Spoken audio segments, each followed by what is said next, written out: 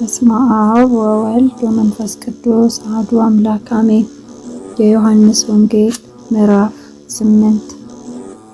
ጌታችን ኢየሱስም ወደ ደብረ ዘይት ሄደ። በጠዋትም ገስግሶ ዳግመኛ ወደ ቤተ መቅደስ ገባ። ሕዝቡም ሁሉ ወደ እርሱ ተሰበሰቡ። እርሱም ተቀምጦ ያስተምራቸው ጀመር። ጻፎችና ፈሪሳውያንም በዝሙት የተያዘች ሴት ወደ እርሱ አምጥተው በመካከል አቆሟት።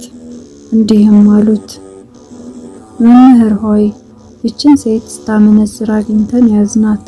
እንደዚህችም ያለችው በድንጋይ እንድትደበደብ ሙሴ በኦሪት አዘዘን። እንግዲህ አንተ ስለ እርሷ ምን ትላለህ? በእርሱም ላይ ምክንያት ሊያገኙ ሲፈትኑት ይህን አሉ። ጌታችን ኢየሱስም ጎንበስ ብሎ በጣቱ በምድር ላይ ጻፈ። ብዙ ጊዜ መላልሰው በጠየቁት ጊዜም ዓይኖቹን አንስቶ ከእናንተ ኃጢአት የሌለበት አስቀድሞ ድንጋይ ይጣልባት አላቸው። ዳግመኛም ጎንበስ ብሎ በጣቱ በምድር ላይ ጻፈ። እነርሱ ግን ይህን በሰሙ ጊዜ ሕሊናቸው ወቅሷቸው ከሽማግሌዎች ጀምሮ እስከ ኋለኞቹ ድረስ እያንዳንዱ አንዳንድ እያሉ ወጡ። ጌታችን ኢየሱስም ብቻውን ቀረ። ሴትዮይቱም በመካከል ቆማ ነበር። ጌታችን ኢየሱስም ቀና ብሎ ወደ እርሷ ተመለከተና እንዲህ አላት፣ አንቺ ሴት የሚከሱሽ ወዴት አሉ? እርሷም ጌታ ሆይ የማየው የለም ብላ መለሰችለት። ጌታችን ኢየሱስም እኔም አልፈርድብሽም፣ ወደ ቤትሽ ሂጂ፣ ከእንግዲህ ወዲህ ዳግመኛ ኃጢአት አትስሪ አላት። ዳግመኛም ጌታችን ኢየሱስ የዓለም ብርሃን እኔ ነኝ፣ የሚከተለኝ የሕይወት ብርሃንን ያገኛል እንጂ በጨለማ ውስጥ አይመላለስም ብሎ ተናገራቸው። ፈሪሳውያንም አንተ ስለ ራስህ ትመሰክራለህ፣ እንግዲያስ ምስክርነትህ እውነት አይደለም አሉት። ጌታችን ኢየሱስም መልሶ እንዲህ አላቸው፣ እኔ ስለ ራሴ ብመሰክርም ምስክርነቴ እውነት ነው። ከየት እንደመጣሁ ወዴትም እንደሚሄድም አውቃለሁና፣ እናንተ ግን ከየት እንደመጣሁ ወዴትም እንደሚሄድም አታውቁም። እናንተ ስጋዊ ፍርድን ትፈርዳላችሁ፣ እኔ ግን በማንም አልፈርድም። እኔ ብፈርድም እውነትን እፈርዳለሁ። እኔና የላከኝ አብ ነን እንጂ አንድ ብቻዬን አይደለሁምና። የሁለት ሰዎች ምስክርነት የታመነ እንደሆነ በሕጋችሁ ተጽፏል። እኔ ስለ ራሴ ምስክር ነኝ፣ የላከኝ አብም ይመሰክርልኛል። እነርሱም አባትህ የት ነው አሉት። ጌታችን ኢየሱስም እኔን አታውቁም፣ አባቴንም አታውቁም። እኔንስ ብታውቁ አባቴንም ባወቃችሁት ነበር ብሎ መለሰላቸው። ጌታችን ኢየሱስም በቤተ መቅደስ ሲያስተምራቸው በሙዳየ ምጽዋት አጠገብ ይህን ተናገራቸው። ነገር ግን አልያዙትም፣ ጊዜው ገና አልደረሰም ነበርና። ዳግመኛም ጌታችን ኢየሱስ እኔ እሄዳለሁ፣ ትሹኛላችሁም፣ ነገር ግን አታገኙኝም፣ በኃጢአታችሁም ትሞታላችሁ። እኔ ወደምሄድበትም እናንተ መምጣት አይቻላችሁም አላቸው። አይሁድም እኔ ወደምሄድበት እናንተ መምጣት አትችሉም የሚለን እርሱ ራሱን ይገድል ሊሆን እንጃ አሉ። እርሱም እንዲህ አላቸው፣ እናንተስ ከታች ናችሁ፣ እኔ ግን ከላይ ነኝ። እናንተ ከዚህ ዓለም ናችሁ፣ እኔ ግን ከዚህ ዓለም አይደለሁም። እነሆ በኃጢአታችሁ ትሞታላችሁ እንዳልኳችሁ፣ እኔ እንደሆንኩ ባታምኑ በኃጢአታችሁ ትሞታላችሁ።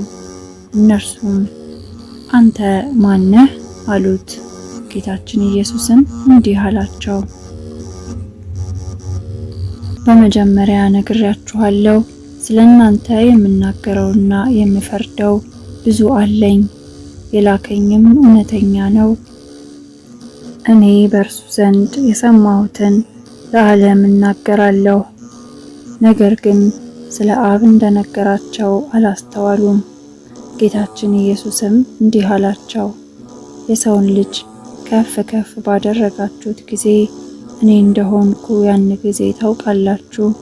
አባቴ እንዳስተማረኝም እንዲሁ እናገራለሁ እንጂ የምናገረው ከኔ አይደለም፣ የላከኝም ከኔ ጋር አለ። አብ ብቻዬን አይተወኝም። እኔም ዘወትር ደስ የሚያሰኘውን አደርጋለሁ። ይህንም በተናገረ ጊዜ ብዙዎች በእርሱ አመኑ።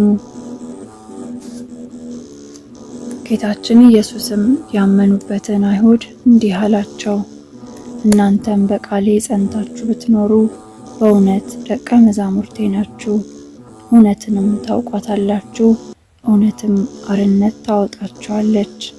እነርሱም መልሰው እኛ የአብርሃም ዘር ነን፣ ከሆነ ጀምሮ ለማንም ከቶ ባሮች አልሆንም፣ እንግዲህ እንዴት አርነት ትወጣላችሁ ትለናለህ አሉት። ጌታችን ኢየሱስም መልሶ እንዲህ አላቸው፣ እውነት እውነት እላችኋለሁ ኃጢአትን የሚሰራ ሁሉ የኃጢአት ባሪያ ነው። ባሪያ ዘወትር በቤት አይኖርም፣ ልጅ ግን ለዘላለም ይኖራል። ወልድ አርነት ካወጣችሁ በእውነት አርነት የወጣችሁ ናችሁ። የአብርሃም ዘር እንደሆናችሁ ሳውቃለሁ። ነገር ግን ቃሌ በእናንተ ዘንድ አይኖርምና ልትገድሉኝ ትሻላችሁ። እኔ በአባቴ ዘንድ ያየሁትን እናገራለሁ፣ እናንተም በአባታችሁ ያያችሁትን ታደርጋላችሁ። እነርሱም መልሰው የእኛስ አባታችን አብርሃም ነው አሉት። ጌታችን ኢየሱስም እንዲህ አላቸው፣ የአብርሃም ልጆች ብትሆኑስ የአብርሃምን ሥራ በሰራችሁ ነበር። አሁንም በእግዚአብሔር ዘንድ የሰማሁትን እውነት የምነግራችሁን ሰው ልትገድሉኝ ትሻላችሁ። አብርሃምስ እንዲህ አላደረገም፣ እናንተ ግን የአባታችሁን ሥራ ትሰራላችሁ። እነርሱም እኛ ከዝሙት አልተወለድንም፣ ነገር ግን አንድ አባት አለን፣ እርሱም እግዚአብሔር ነው አሉት። ጌታችን ኢየሱስም እንዲህ አላቸው፣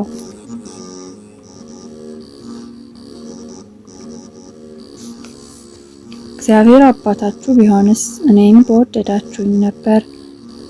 እኔ ከእግዚአብሔር ዘንድ ወጥቼ መጥቻለሁና እኔ በገዛ እጄ መጣሁ አይደለሁም፣ እርሱ ላከኝ እንጂ።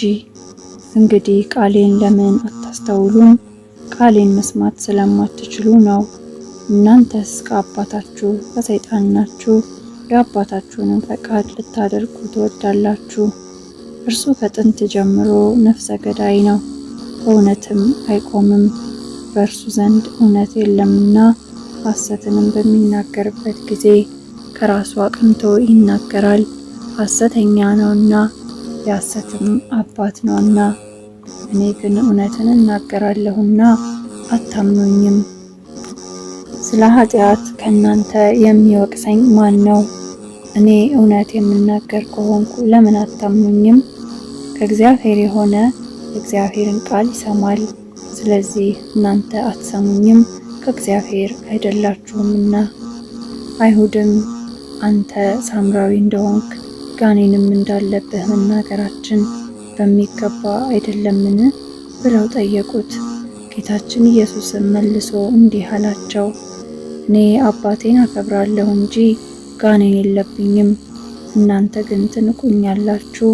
እኔ ለራሴ ክብርን አልሻም፣ የሚሻ የሚፈርድም አለ። እውነት እውነት እላችኋለሁ ቃሌን የሚጠብቅ ለዘላለም ሞትን አይቀምስም። አይሁድም እንዲህ አሉት፣ አሁን ጋኔን እንዳለብህ አወቅን። አብርሃምስ እንኳ ሞቷል፣ ነቢያትም ሞተዋል። አንተ ግን ቃሌን የሚጠብቅ ለዘላለም ሞትን አይቀምስም ትላለህ። በውኑ ከሞተው ከአባታችን ከአብርሃም አንተ ትበልጣለህን? ነቢያትም ሞቱ፣ ራስህን ማን ታደርጋለህ? ጌታችን ኢየሱስም መልሶ እንዲህ አላቸው፣ እኔ ራሴን ባከብር ክብሬ ምንም አይጠቅመኝም። የሚያከብረኝስ እናንተ አምላካችን የምትሉት አባቴ አለ። እናንተም አታውቁትም፣ እኔ ግን አውቀዋለሁ። አላውቀውም ብልም እንደናንተ ሐሰተኛ ሆናለሁ። እኔ አውቀዋለሁ፣ ቃሉንም እጠብቃለሁ። አባታችሁ አብርሃም የእኔን ቀን ያይ ዘንድ ተመኘ፣ አይቶም ደስ አለው። አይሁድም ገና 50 ዓመት ያልሞላህ እንዴት አብርሃምን አየህ አሉት። ጌታችን ኢየሱስም እውነት እውነት እላችኋለሁ አብርሃም ሳይወለድ እኔ አለሁ አላቸው። ሊደበድቡትም ድንጋይ አነሱ።